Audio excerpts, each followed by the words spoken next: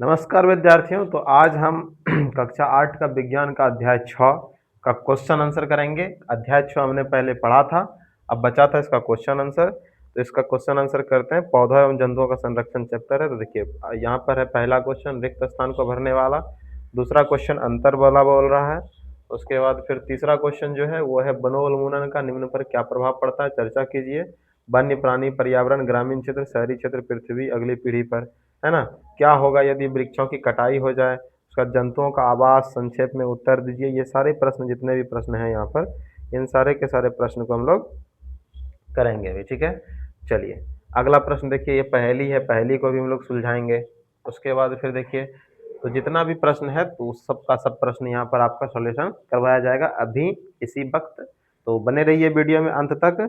तो चलिए बिना देर किए हुए शुरुआत करते हैं। तो देखिए पहला प्रश्न जो आपका है, पहला प्रश्न ये है कि रिक्त स्थानों की पूर्ति कीजिए। तो देखिए कह रहा है पहला क नंबर इसका, रिक्त स्थानों की पूर्ति कीजिएगा। क नंबर जो है वो कह रहा है कि वह क्षेत्र जिसमें जंतुओं एवं पौधों का, वह क्षेत्र जिसमें जंतुओं एवं पौधों का, जंतु अपने प्राकृतिक आवास में संरक्षित होते हैं, वो क्या कहलाता है।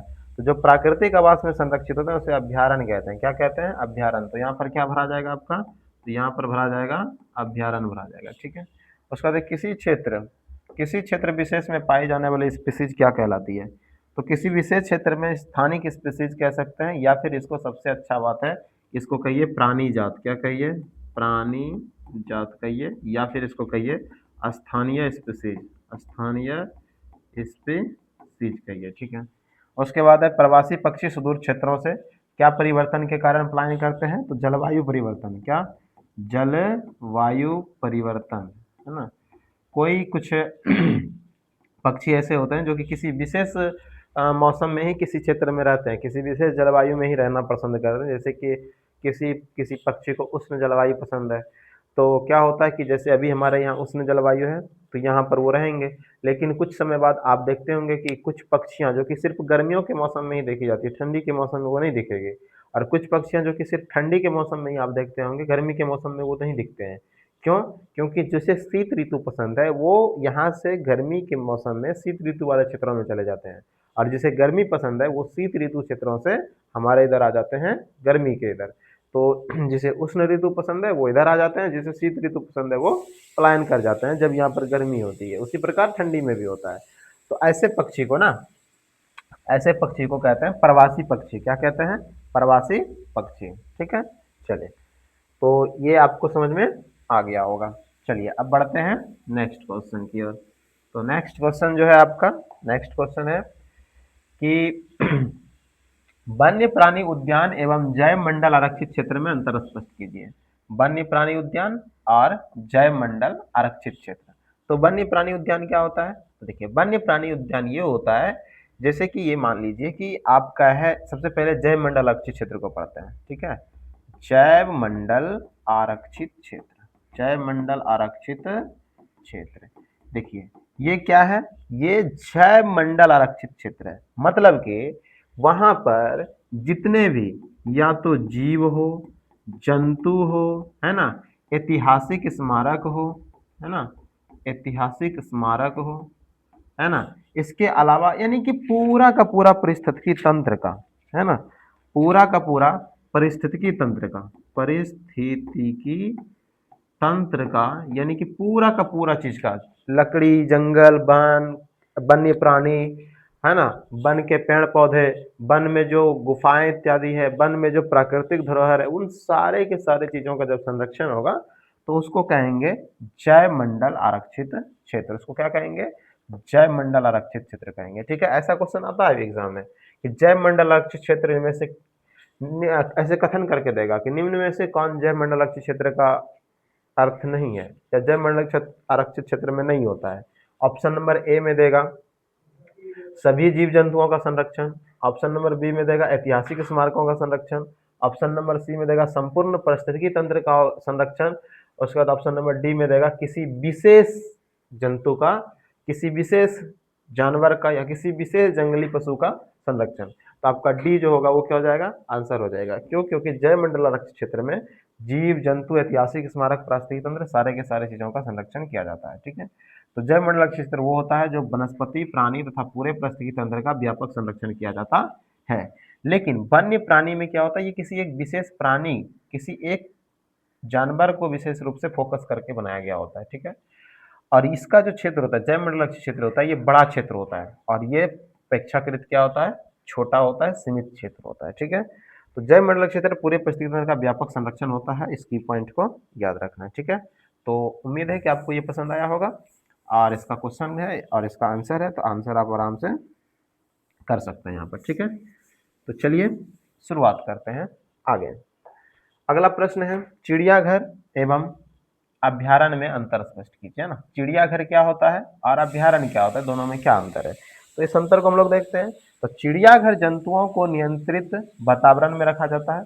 चिड़ियाघर में क्या होता है, जंतुओं को नियंत्रित वातावरण में रखा जाता है। नियंत्रित वातावरण मतलब क्या, कि जैसा उसको वातावरण चाहिए वैसा वातावरण बना दिया जाता है ना, विथ ह्यूमन मेड, है ना। पेड़ पौधे लगा दिए, जैसे कि बंदर को रखना है तो पेड़ पौधे लगा दिए, इत्यादि इत्यादि लगा दिए, तो इससे क्या होगा, उस जंतु का संरक्षण होगा, उस जंतु का क्या होगा, संरक्षण होगा, उस जंतु का क्या होगा, संरक्षण। ओके, तो चिड़ियाघर में जंतुओं को नियंत्रित वातावरण में रखा जाता है। अभ्यारण्य में जंतु अपने प्राकृतिक आवास में सुरक्षित रहते हैं। अभ्यारण्य में जंतु क्या होता है, अपने प्राकृतिक आवास में सुरक्षित रहते हैं। ठीक है, कहाँ सुरक्षित रहते हैं, अपने प्राकृतिक आवास में वे सुरक्षित रहते हैं। ठीक है, ये चीजें। अब देखिए क्या है, अब है यहाँ पर कि चिड़ियाघर नियंत्रित वातावरण जबकि अभ्यारण्य प्राकृतिक आवास होता है। अभ्यारण्य में क्या होता है कि जैसा जंगल है वैसा ही जंगल रहेगा, बस उस जंगल को संरक्षित कर दिया जाएगा कि इस क्षेत्र में ये जानवर, विशेष प्रकार के जानवर रहते हैं, यहाँ पर आकर के हंट नहीं कर सकते हैं, यहाँ पर आकर के अलग अलग क्रियाकलाप आप नहीं कर सकते हैं, ऐसा कुछ भी नहीं कर सकते जिससे कि उस जानवर के आवास को क्षति पहुंचे या उस जानवर के प्राकृतिक प्रवृत्ति में कोई बदलाव हो, ऐसा नहीं कर सकते हैं आप। ऐसा करके अभ्यारण्य में दिया जाता है। और संरक्षण, और चिड़ियाघर में क्या होता है, चिड़ियाघर में तो ऐसा आवास बना दिया जाता है नियंत्रित तरीके से, उसके बाद लोग घूमने भी जाते हैं, जानवरों को देखते भी हैं ना।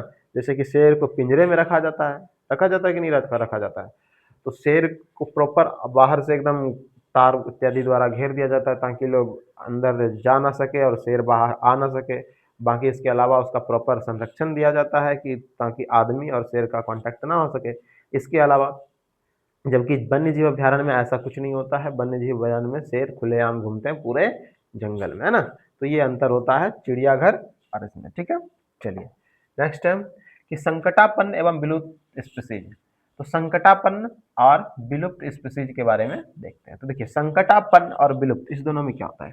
तो संकटापन्न ये वो प्रजाति है जिसके ऊपर विलुप्त होने का खतरा है लेकिन विलुप्त अभी हुआ नहीं है, कुछ मात्रा में अभी जीवित हैं। हाँ, ये है कि ये विलुप्त होने वाले हैं, खत्म होने वाले हैं लेकिन खत्म नहीं हुए, इनकी मात्रा है। जैसे कि अभी देखिए कि हमारे इधर चील इत्यादि अब कम दिखाई देते हैं, है ना, तो वो क्या हो गया, संकटापन्न हो गए, है ना। जो चीजें कम दिखाई दे रही है वो क्या हो गया, संकटापन्न हो गया, उसकी जो संख्या है वो कम हो गई। लेकिन वहीं पर अगर बोले विलुप्त, तो विलुप्त स्पीसीज वे हैं जो पृथ्वी पर अब कहीं भी जीवित नहीं पाई जाती है, वो पूरी तरह से समाप्त हो चुके हैं, नहीं है उसकी संख्या, उसको कहते हैं विलुप्त। क्या कहते हैं, विलुप्त कहते हैं। ठीक है, तो संकटापन्न प्रजातियां खतरे में है, विलुप्त प्रजातियां पूरी तरह समाप्त हो चुकी है, इस बात को आपको याद रखना है। नेक्स्ट क्वेश्चन है वनस्पति जात एवं प्राणी जात में क्या अंतर है। तो वनस्पति जात जो होता है फ्लोरा, फ्लोरा होता है किसी क्षेत्र में पाए जाने वाले सभी पौधों की प्रजातियां, किसी क्षेत्र विशेष में पाई जाने वाले, है ना। जैसे कि भागलपुर में जो जर्दालू आम मिलता है, ऐसा आम कहीं नहीं मिलता, तो इस विशेष क्षेत्र की वो प्रजातियां हो गई। और इसी तरह जो आम के पेड़ कुछ विशेष होंगे जो कि अमेरिका इत्यादि में पाए जाते होंगे, भारत में नहीं पाए जाते हैं, तो वो उस क्षेत्र विशेष की क्या हो गया, वनस्पति जात हो गया। और प्राणी जात की बात करें तो किसी विशेष क्षेत्र में पाए जाने वाले जंतु, जैसे कि अगर करें गंगे डॉल्फिन की बात करें तो गंगे डॉल्फिन सिर्फ गंगा नदी में पाई जाती है, उसके अलावा दूसरे नदी में वो पाई नहीं जाती है। तो ये जो प्राणी जात हुआ किसी क्षेत्र विशेष में पाए जाने वाले सभी जंतु हुआ, तो गंगे डॉल्फिन क्या हो गया, प्राणी जात हो गया, और जर्दालू आम क्या हो गया, वनस्पति जात हो गया। ठीक है, तो वनस्पति जात किसी विशेष क्षेत्र के, और वनस्पति और प्राणी जात यानी कि किसी विशेष प्रकार का प्राणी जो कि किसी विशेष क्षेत्र में पाए जाते हैं, है ना, हर जगह नहीं पाए जाते हैं। नेक्स्ट है आपका वन उन्मूलन का वन्य प्राणी पर क्या प्रभाव पड़ता है, चर्चा कीजिए, है ना। तो तीसरा नंबर था कि इनका क्या प्रभाव पड़ता है पर्यावरण पर, तो यहाँ पर पहला नंबर था कि वनोन्मूलन का, तो वनोन्मूलन का वन्य प्राणी पर क्या प्रभाव पड़ता है ये देखते हैं। तो वनों की कटाई से वन्य जीवों का प्राकृतिक आवास जो होता है वो क्या हो जाता है, नष्ट हो जाता है, भोजन का आश्रय की कमी हो जाती है तथा उनकी संख्या घट सकती है। उनकी संख्या क्या हो जाती है, उनकी संख्या घट सकती है ना। तो वनों की कटाई, अब देखिए अब आपका घर है, आपका घर कोई उजाड़ दे तो आप रह पाएंगे सही से, आप जो जैसे कि ह्यूमन अच्छा से, मानव इंसान धरती पर अच्छे से रह रहे हैं, अब मान लिया जाए कि पेड़ को काट दिया जाए तो वो अच्छे से रह पाएंगे नहीं, तो इसका आंसर ये हो गया, है ना, कि वनों की कटाई से वन्य जीवों का प्राकृतिक आवास नष्ट होता है, भोजन के आश्रय में कमी होती है। क्या क्या होता है, प्राकृतिक आवास नष्ट होता है, भोजन और आश्रय यानी कि रहने का स्थान और खाना दोनों की कमी होती है तथा उनकी संख्या घट सकती है। क्या हो सकती है, घट सकती है ना। वन्य जीवों के आवास विनाश और जैव विविधता में कमी होती है, ये लाइन भी आप लिख सकते हैं। इससे वन्य जीवों के आवास विनाश और जैव विविधता में कमी होती है। ठीक है, चलिए नेक्स्ट है वनोन्मूलन का पर्यावरण पर क्या प्रभाव पड़ता है। तो वनोन्मूलन का पर्यावरण पर, तो वनों की कमी से वायु प्रदूषण होता है ना, मृदा अपरदन होता है और जलवायु में परिवर्तन बढ़ सकता है वनोन्मूलन के कारण, है ना। उसके बाद है जलवायु परिवर्तन, इसके अलावा अगर आप चाहें तो नोट करके इसमें और चीजें जोड़ सकते हैं। वर्षा की अनियमितता, वर्षा की अनियमितता, इसके अलावा ग्लोबल वार्मिंग, है ना, ग्लोबल वार्मिंग भी वनोन्मूलन का एक प्रमुख कारण है, क्योंकि कार्बन डाइऑक्साइड की मात्रा बढ़ जाती है। तो ये चीजें लिख देंगे, इसका ये सब क्या हो सकता है, बढ़ सकता है ना, बढ़ सकता है। चलिए उसके बाद पर्यावरण संतुलन बिगड़ता है और प्रदूषण, मृदा अपरदन आदि बढ़ते हैं। तो देखिए यहाँ पर मृदा अपरदन भी एक पॉइंट है जो कि बढ़ सकता है वनोन्मूलन के कारण, है ना, वनोन्मूलन के कारण मृदा अपरदन भी बढ़ता है, तो ये भी पॉइंट आपको नोट करना है। मृदा अपरदन तो यहाँ पर लिखा ही है, ठीक है। चलिए नेक्स्ट आगे बढ़ते हैं। अगला क्वेश्चन है वनोन्मूलन गांव का ग्रामीण क्षेत्र पर क्या प्रभाव पड़ता है। तो वनोन्मूलन का गांव या ग्रामीण क्षेत्र पर क्या प्रभाव पड़ता है। तो वर्षा प्रभावित हो सकता है, जल स्रोत पर दबाव बढ़ सकता है और कृषि पर प्रतिकूल प्रभाव पड़ सकता है। ठीक है, तो वर्षा प्रभावित हो सकता है, जल स्रोत पर दबाव बढ़ सकता है और कृषि पर प्रतिकूल प्रभाव पड़ सकता है। किसका, वनोन्मूलन का गांव पर क्या प्रभाव पड़ता है। तो सबसे महत्वपूर्ण है कि कृषि पर, क्योंकि गांव में कृषि ज्यादा होती है। इसके अलावा जल स्रोतों पर दबाव बढ़ता है, जैसे कि वर्षा अगर मान लिया जाए वनोन्मूलन हुआ, ग्रामीण क्षेत्र में वर्षा नहीं हुआ, तो जल स्रोत पर दबाव कैसे बढ़ेगा। तो हम लोग अभी नलकूप से पानी निकालते हैं जमीन के भीतर से, जमीन के भीतर में मान लीजिए कि यहाँ पर पानी है, हम लोग नलकूप का बोरिंग डालते हैं तो ये जो जल स्रोत है, इस जल स्रोत पर क्या होगा, प्रतिकूल प्रभाव पड़ेगा। इसके अलावा पोखर, तिलैया, तालाब इत्यादि में अगर पानी है तो वो पानी खेतों में किसान पानी इस्तेमाल पटवन के रूप में कर लेंगे, तो तिलैया, बांध इत्यादि जो है वो क्या हो जाएगा, सूख जाएगा। क्या हो जाएगा, सूख जाएगा। ठीक है, अगला क्वेश्चन है वनोन्मूलन शहरी क्षेत्र पर क्या प्रभाव पड़ता है। तो शहरी क्षेत्र पर क्या प्रभाव पड़ेगा, तापमान में वायु प्रदूषण होगा, तापमान में वृद्धि होगा और क्या होगा, पर्यावरण संतुलन बिगड़ सकता है। तो तापमान में वृद्धि होगा, वनोन्मूलन वन कट जाएंगे, कार्बन डाइऑक्साइड बढ़ेगा, उससे क्या होगा, तापमान में वृद्धि होगा। उसके बाद पर्यावरण संतुलन, उसके बाद फिर क्या है, वायु प्रदूषण कम होगा। ठीक है, चलो उसके बाद है वनोन्मूलन का पृथ्वी पर क्या प्रभाव पड़ेगा। पृथ्वी पर क्या प्रभाव पड़ेगा, तो सेम प्रभाव, जैव विविधता घटती है, जल चक्र प्रभावित होता है और पारिस्थितिक संतुलन बिगड़ता है। ये किस पर प्रभाव पड़ता है, पृथ्वी पर। किस पर प्रभाव पड़ता है, पृथ्वी पर, है ना। तो इसमें लिखना है कि वनोन्मूलन का पृथ्वी पर यह प्रभाव पड़ता है कि जैव विविधता घटती है, जल चक्र अप्रभावित होता है और पारिस्थितिक संतुलन बिगड़ जाता है ना। वर्षा की अनियमितता होती है, वर्षा की अनियमितता, है ना, वर्षा की अनियमितता। इसके अलावा अगर आप और लिखना चाहें तो इसमें लिख सकते हैं वैश्विक उष्णन, है ना, वैश्विक उष्णन, इसी को हिंदी में कहते हैं ग्लोबल वार्मिंग। क्या कहते हैं, ग्लोबल वार्मिंग कहते हैं। तो ये सारी चीजें आप इसमें जोड़ करके लिख सकते हैं। ठीक है, चलो नेक्स्ट क्वेश्चन है वनोन्मूलन का अगली पीढ़ी पर क्या प्रभाव पड़ेगा, है ना।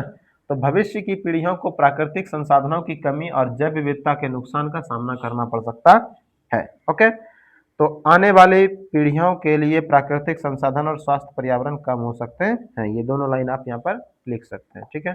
नेक्स्ट क्वेश्चन है, क्या होगा यदि वृक्षों की कटाई करते रहें? क्या होगा यदि वृक्षों की कटाई करते रहें? तो वन का क्षेत्र घटेगा, वर्षा प्रभावित होगा, मृदा अपरदन बढ़ेगा और वन्य जीवों का आवास नष्ट हो जाएगा, है ना।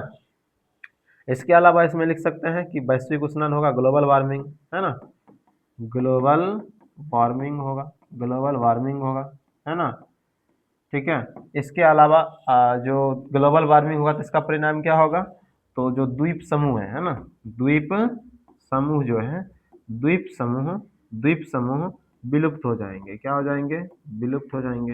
और उसके अलावा आपको और कुछ है ना, जैसे कि वायु प्रदूषण, वायु प्रदूषण चरम पर होगा, चरम पर होगा, बहुत वायु प्रदूषण होगा, है ना। तो ये सारी चीजें होंगी जब वन को हम लोग काट देंगे। उसके बाद है कि क्या होगा यदि किसी जंतु का आवास बाधित हो? क्या होगा यदि किसी जंतु का आवास बाधित हो? तो उसे भोजन और आश्रय की कमी हो सकती है, वह दूसरे स्थान पर जाने के लिए मजबूर हो सकता है, उसकी संख्या घट सकती है, ठीक है। चले, जंतु का जीवन और उसकी संख्या दोनों प्रभावित हो सकता है इससे, ठीक है। चले, नेक्स्ट है, क्या होगा यदि मिट्टी की ऊपरी परत अनावृत हो जाए? तो मिट्टी का अपरदन बढ़ेगा, उर्वरता कम होगी और कृषि उत्पादन प्रभावित हो सकता है। मृदा का अपरदन बढ़ेगा और मिट्टी की उर्वरता घटेगी। उसके बाद हमें जैव विविधता का संरक्षण क्यों करना चाहिए? जैव विविधता का संरक्षण इसलिए करना चाहिए क्योंकि यह प्रकृति का संतुलन बनाए रखती है, इसमें भोजन, औषधियां तथा अन्य प्राकृतिक संसाधन मिलते हैं, है ना, इसलिए हमें जैव विविधता को रखना चाहिए, ठीक है। अगला है कि संरक्षित वन भी वन्य जंतुओं के लिए पूर्ण रूप से सुरक्षित नहीं है। क्यों? संरक्षित वन भी वन्य जंतुओं के लिए पूर्ण रूप से सुरक्षित नहीं है। क्यों? क्योंकि जो संरक्षित वन होते हैं ना, उसके आसपास जो लोग होते हैं वो अक्सर उन संरक्षित वन में रहने वाले जीव को, जंतुओं को, वन्य प्राणियों को या वनस्पति जात को नुकसान पहुंचाते हैं, इसीलिए वो सुरक्षित नहीं है। तो अवैध शिकार, अवैध शिकार उसी को कहते हैं, है ना। वृक्षों की कटाई, अवैध रूप से वृक्षों की भी कटाई होती है। जैसे कि आपने अभी मूवी देखी होगी पुष्पा, पुष्पा 2, उसमें क्या था? उसमें यही था कि अवैध रूप से वनों की कटाई की जाती है ना, एसपी साहब रोक नहीं सकते, है ना। एसपी साहब का नाम क्या था उसमें? आप लोग कमेंट में बताइएगा, एसपी साहब का नाम क्या था? क्या नाम था उनका एसपी साहब का? मैं तो भूल गया हूँ, है ना, मूवी की चीजें हमें याद नहीं रहती है। हरियाणा की से आए थे ना एसपी साहब, हाँ शायद। तो वृक्षों की कटाई, आग का प्रदूषण, आग बड़ा क्या होगा संरक्षित वन्य जंतु के लिए? हाँ, आग के द्वारा भी वन नुकसान पहुंचता है, उसका प्रदूषण के कारण नुकसान नुकसान पहुंचाता है। मानवीय हस्तक्षेप वन्य जीवों के लिए खतरा पैदा करते हैं, ठीक है। तो इसीलिए संरक्षित वन भी वन्य जंतुओं के लिए मुख्य पूर्ण रूप से सुरक्षित नहीं है। मानवीय गतिविधियों और अन्य खतरों के कारण संरक्षित वन भी सुरक्षित नहीं है। ओके, चलें आगे देखिए। आगे है, कुछ आदिवासी वन जंगल पर निर्भर करते हैं। कुछ आदिवासी वन जंगल पर निर्भर करते हैं। हाँ बिल्कुल, कुछ आदिवासी जंगल पर निर्भर करते हैं। कैसे? तो देखिए, वे जंगल से भोजन, फल, शहद, लकड़ी और औषधीय पौधे तथा अन्य आवश्यक वस्तुएं प्राप्त करते हैं। वो अपना पूरा का पूरा जीवन यापन उसी वन के सहारे करते हैं। अगर वन उसके पास ना हो तो वो अपना जीवन को अच्छी तरह से जी नहीं पाएंगे, क्योंकि वो जंगल में रहते हैं, जंगल में ही अपना कार्य करते हैं। तो वो क्या होता है, जंगल पर निर्भर रहते हैं। तो इसीलिए कुछ आदिवासी सिर्फ और सिर्फ जंगल पर ही निर्भर रहते हैं। तो इससे कोई दिक्कत की बात नहीं है। बढ़ते हैं आगे। कारक वनोन्मूलन के कारक और उनके प्रभाव क्या हैं? तो वनोन्मूलन के कारक और उनके प्रभाव। कारक मतलब कारण, तो वनोन्मूलन के क्या कारण है? इसका कारण है कृषि, उद्योग, सड़क एवं भवन निर्माण, ईंधन तथा लकड़ी की आवश्यकता। वनोन्मूलन के कारण के बारे में मैंने आपको डिटेल में पढ़ाया था जब चैप्टर को मैंने पढ़ा रहा था, है ना। जब चैप्टर पढ़ाया था तब तो मैंने आपको डिटेल में इसके बारे में पढ़ाया था। अभी मेरे पास वो पेज है नहीं, ठीक है। चलो, तो इसमें किसका क्या कारण हो सकता है? तो कृषि के लिए वनों की कटाई, उद्योग के लिए वनों की कटाई, सड़क एवं भवन निर्माण के लिए वनों की कटाई, उसके अलावा ईंधन तथा लकड़ी की आवश्यकता के लिए वनों की कटाई होती है। इसके अलावा और वनोन्मूलन के क्या कारण हो सकते हैं? तो वनों में लगने वाली आग, है ना, वन की आग, इसे क्या कहते हैं? वन की आग को क्या कहते हैं? वन की आग को कहते हैं दावानल। क्या कहते हैं? दावानल की समस्या। दावानल की समस्या, वन की आग को क्या कहते हैं? दावानल कहते हैं। क्या कहते हैं? दावानल। जंगल में लगने वाली आग, इसको क्या कहते हैं? दावानल कहते हैं। इस बात को आपको याद रखना है, ठीक है। अच्छा, इसका प्रभाव क्या पड़ेगा? तो इसका प्रभाव की अगर हम बात करें तो इसका प्रभाव पड़ेगा वर्षा में कमी, मृदा अपरदन, जलवायु परिवर्तन, जैव विविधता में कमी तथा अन्य जीवों के आवास का विनाश। इसके साथ ही साथ क्या होगा? वैश्विक तापन तो हर जगह लिखना ही लिखना है, वन से संबंधित है ना। वैश्विक तापन होगा या ग्लोबल वार्मिंग होगी, इसी को इंग्लिश में कहते हैं ग्लोबल वार्मिंग। क्या कहते हैं? ग्लोबल वार्मिंग, ग्लोबल वार्मिंग, ठीक है। तो वनों की कटाई के कारण प्राकृतिक संसाधन पारिस्थितिकी संतुलन भी प्रभावित होते हैं। ये सारी चीजें नोट करना है। उसके बाद रेड डाटा बुक क्या है? महत्वपूर्ण प्रश्न है, इससे बार बार क्वेश्चन एग्जाम में पूछे जाते हैं। तो रेड डाटा बुक क्या है? तो रेड डाटा बुक में संकटापन्न एवं विलुप्त होने वाले खतरे वाले प्रजातियों की जानकारी दर्ज की जाती है। ये एक नोटबुक होता है, सिंपली आप मान लीजिए कि ये एक बुक है। क्या है? एक बुक है। इसमें क्या है? इसमें क्या है? हमने लिखा कि जो संकटापन्न प्रजाति है या फिर जो विलुप्त होने वाले हैं, जैसे संकटापन्न प्रजाति हो गया, बाघ हो गया, है ना, हाथी हो गया, है ना, उसके बाद फिर गेंडा हो गया, है ना। गेंडा में खास करके एक सींग वाला गेंडा, है ना, एक सींग वाला गेंडा, एक सींग वाला गेंडा हो गया। तो ये सारे की सारी चीजें क्या हो गई? तो ये सारे चीजों का जो नाम लिखा हमने एक किताब में, उसी किताब को कहते हैं रेड डाटा बुक। क्या कहते हैं? Red data book. जैसे कि मान लीजिए कि हमारे यहाँ, हमारा ये गांव है, आपका ये गांव है, ठीक है, ठीक है। इस गांव में बहुत सारे लोग रहते हैं, ठीक है। अब उसमें से कुछ लोग या तो रोजगार के लिए, या तो आवास के लिए, या तो किसी अन्य कारण से आपके गांव से निकल करके दूसरे गांव चले गए, ठीक है। या फिर आपके गांव में नहीं है, या आपके गांव में नहीं रहते हैं।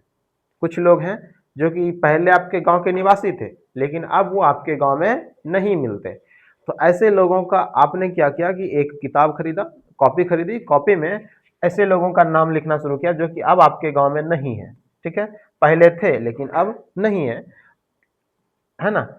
तो ऐसे चीजों, ऐसे लोगों का जो आपने नाम लिखा, तो एक आपके पास कॉपी तैयार हुई ना। इसी कॉपी को अगर जानवरों पे अप्लाई कर दें, ऐसे जानवर जो पहले हमारे धरती पर पाए जाते थे, अब या तो बहुत कम पाए जा रहे हैं या फिर अब विलुप्त हो गए, ऐसे अगर जीवों का नाम हम लिखना शुरू कर दें, तो ऐसे जीवों का नाम जिस कॉपी में लिखेंगे उस कॉपी का नाम पड़ जाएगा क्या? Red data book. क्या हो जाएगा वो? Red data book. तो वही है रेड डाटा बुक, ठीक है। तो संकटापन्न प्रजातियों की जानकारी वाली पुस्तक को क्या कहते हैं हम लोग? रेड डाटा बुक कहते हैं, ठीक है। चलें आगे। आगे है प्रवास से आप क्या समझते हैं? तो किसी जीव या पक्षी, मौसम, भोजन या अन्य स्थान से दूसरे स्थान पर जाना प्रवास कहलाता है। क्या कहलाता है? प्रवास कहलाता है, मिग्रेशन कहलाता है। तो देखिए प्रवास, जैसे कि आपके गांव में बहुत सारे लोग होंगे, वो या तो पैसे कमाने के लिए, रोजगार के लिए, या किसी अन्य कारण के लिए विभिन्न शहरों में जाकर के काम कर रहे होंगे, है ना। अलग अलग राज्यों में जाकर के काम कर रहे हैं। कुछ लोग दिल्ली जाते हैं, कुछ लोग गुजरात जाते हैं, कुछ लोग अलग अलग जगह जाते हैं काम करने के लिए।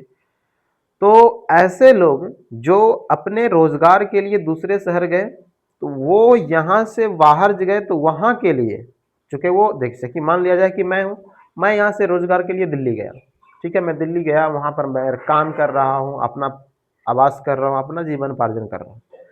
तो मैं यहाँ का वासी हुआ, लेकिन दिल्ली में तो मेरा घर नहीं है ना। तो दिल्ली के लिए मैं प्रवासी हो गया। दिल्ली के लिए क्या हो गया? मैं प्रवासी हो गया, ठीक है। दिल्ली के लिए क्या हो गया? प्रवासी हो गया। तो प्रवास से आप क्या समझते हैं? तो किसी जीव, पक्षी, मौसम, भोजन या अन्य कारणों से, किस कारणों से?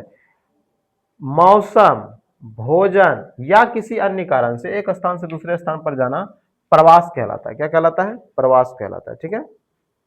चलिए नेक्स्ट है कि फैक्ट्रियों एवं आवास की मांग आपूर्ति हेतु वनों का अनवरत कटाई की जा रही है। क्या इन परियोजनाओं के लिए वनों की कटाई न्याय संगत है?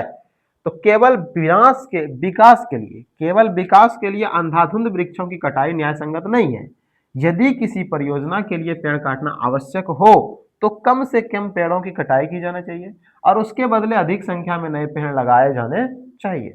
जैसे कि अभी सरकार सड़क के किनारे अच्छे से पेड़ का रोपण कर रही है, लेकिन कुछ लोग क्या होते हैं कि सड़क, तो देखिए सड़क अब गांव से तो होकर के जाती नहीं है, सड़क खेतों से, है ना, मैदानों से होकर के जाती है। तो उसके किनारे जिसका घर होता है, जिसका खेत होता है, कि जिसकी जमीन होती है उस सड़क के किनारे, तो सरकार पौधे लगा देते हैं। अब सरकार हर जगह आम और क्या बोलता है अमरूद के तो पौधे नहीं लगा सकती ना, तो सरकार किसी अन्य प्रकार के पौधे जो उपयोगी पौधे होते हैं और जल्दी मरते नहीं हैं और उसमें ढेर सारी पत्तियां होती है, सालों भर हरा रहती है, जो कि अधिक से अधिक ऑक्सीजन देती है, ऐसे पौधों का चुनाव करती है सरकार। तो सरकार वैसे पौधों का चुनाव करके सड़क के किनारे लगा दिए। अब क्या करते हैं लोग, उन पौधों को काट देते हैं। बगल में जिनका खेत है वो क्या करते हैं, उन पौधों को काट देते हैं। तो ये गलत बात है ना। ऐसा नहीं करना चाहिए किसानों को। किसानों को भी समझना चाहिए कि प्रकृति, हाँ ये अगर सही है कि आपके फसल को अगर नुकसान पहुंचाता पौधा तो बात अलग थी। फसल को तो कोई नुकसान पहुंचता नहीं है, और अगर फसल को नुकसान पहुंचता है तो थोड़ा उसकी पत्तियों को काट दीजिए, जिसकी वजह से वो धीरे धीरे ऊपर चले जाएंगी पौधे, और वो पौधे को काटने से। लेकिन कुछ किसान क्या करते हैं कि सारे के सारे पत्तियां, मतलब सारे जितनी भी टहनियां निकली हुई है, हमने देखा था ऐसे, मान लीजिए पौधे हैं, इसमें ऐसे टहनियां निकली हुई है, ठीक है, और ऐसे करके पत्तियां हैं। तो किसान क्या करेगा, ये टहनियां सिर्फ रहने देते हैं, ये टहनियों को रहने देते हैं। अब बाकी इसमें जितनी भी पत्तियां हैं, ये जो पत्तियां हैं, ये सारे के सारे पत्तियां की ये टहनियां यहाँ से इस टहनियों को क्या करते हैं, काट देते हैं। टहनियों को ही काट देते हैं, टहनियों को ही काट देते हैं। ये टहनियां जो है, इस टहनियों को यहाँ से काट देंगे, है ना। तो ये गलत है। मैं हर किसी से दरख्वास्त करूंगा कि ऐसा ना करें, ये प्रकृति के लिए, हमारे लिए अच्छा नहीं है, ठीक है। और उसके बदले में अधिक पेड़ लगाना चाहिए। हर साल कम से कम एक पेड़ जरूर लगाइए हर लोग। अपने स्थानीय क्षेत्र में हरियाली बनाए रखने के लिए आप किस प्रकार योगदान दे सकते हैं, सूची तैयार कीजिए। तो पेड़ पौधे लगाना पहला काम करेंगे, उनकी देखभाल करना, अनावश्यक पेड़ों की कटाई रोकना, लोगों को वृक्षारोपण के लिए जागरूक करना, कागज बचाना और प्रदूषण कम करना, ठीक है। ये काम हम लोग करेंगे, ठीक। उसके बाद वनोन्मूलन से वर्षा दर किस प्रकार कम हुई है। तो वनोन्मूलन से वर्षा दर क्या होता है कि देखिए, वाष्पोत्सर्जन द्वारा पेड़ पौधे जो होते हैं अपनी पत्तियों द्वारा वाष्प को बाहर छोड़ते हैं मैदान अति वायुमंडल में, ठीक है, सॉरी, तो जलवाष्प छोड़ते हैं। इसके बादल बनने और वर्षा होने में सहायता मिलती है। वनों की कटाई से पेड़ों की संख्या, जलवाष्प कम हो जाती है, जिससे जल चक्र प्रभावित होता है, ठीक है। चलिए आगे बढ़ते हैं।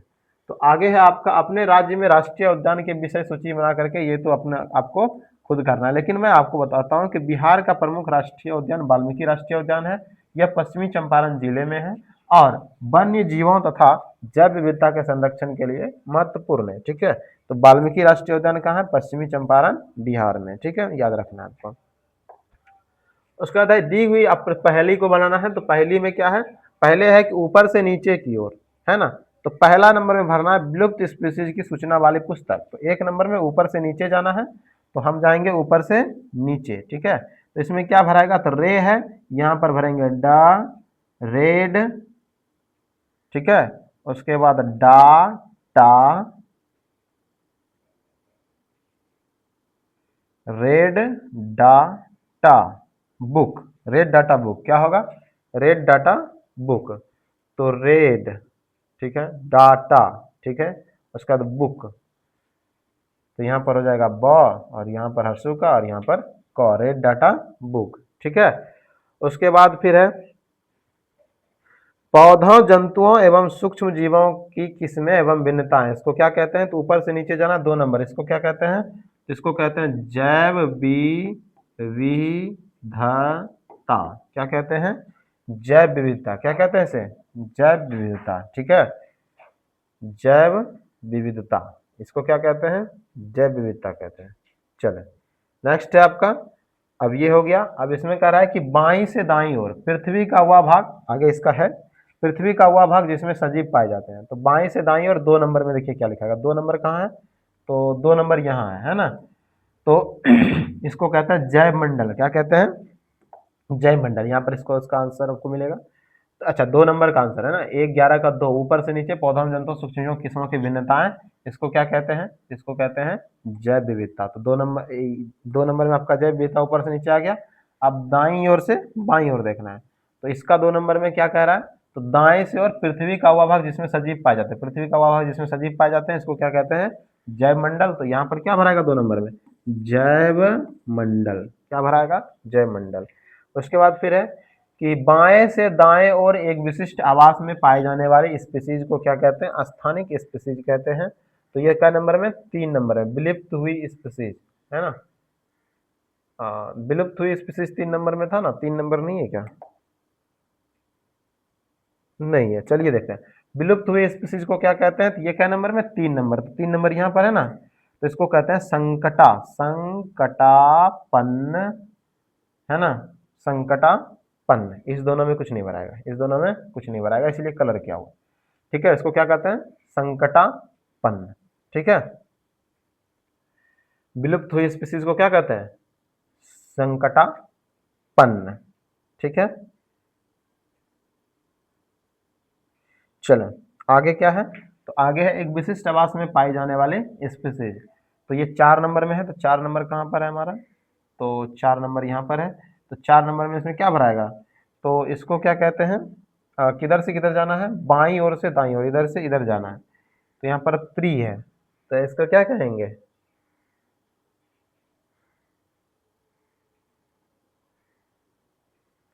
एक विशिष्ट आवास में पाए जाने वाले स्पीसीज, इसको क्या कहते हैं? जीव। स्पीसीज है ना, स्पीसीज मतलब जीव की प्रजाति। तो विशिष्ट आवास में पाए जाने वाले जीव की प्रजाति को क्या कहते थे? हम कहते थे इसे जीव मात्र। क्या कहते थे? यहाँ पर आपका होगा दूसरे प्रश्न में था, प्राणी जात। क्या कहते थे? प्राणी जात। क्या कहते थे? प्राणी जात कहते थे, प्राणी जात। ठीक है, क्या कहते थे? प्राणी जात कहते थे। ठीक है, विशिष्ट आवास में पाए जाने वाले स्पीसीज को क्या कहते थे? प्राणी जात कहते थे। क्या कहते थे?